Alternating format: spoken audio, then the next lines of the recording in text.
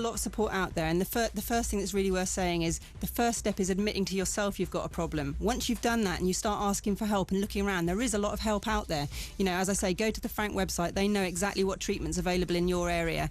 There's also this thing called Narcotics Anonymous, which has meetings all over the country that are free. You can just pick up the phone, go along to their meetings. It's people in recovery who will support you and help you get through those first few months, because as Neil says, often people have to delete loads of numbers. You know, they have to move away from a peer group. If everybody around you is using, it's really tough to not keep using.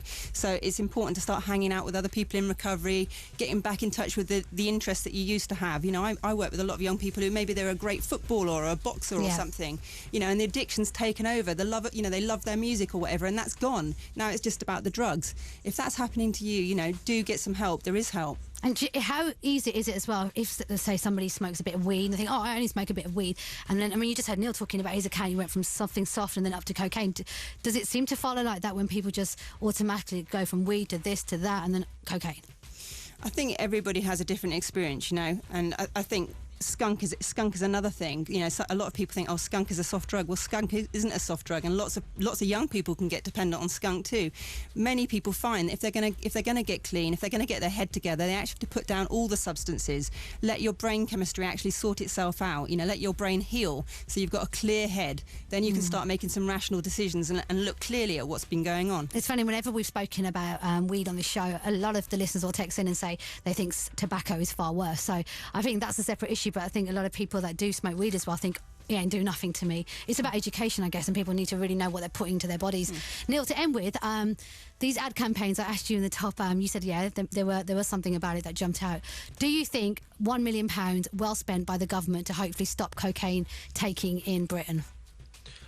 To a certain degree, yeah. I think there could be a few other things that they could do.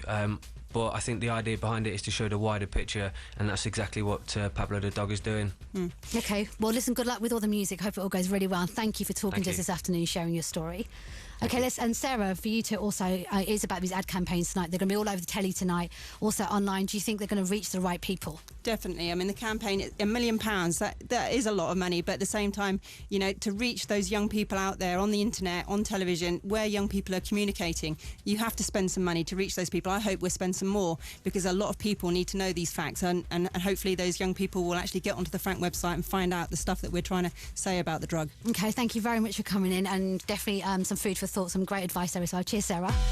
Thank you to our guests. Let us know what you think about what you're hearing. Government spent £1 million on these new ad campaigns to hopefully stop people from taking cocaine. Good idea or waste of money? What do you think? Text 88111 or email 1xmax@bbc.co.uk.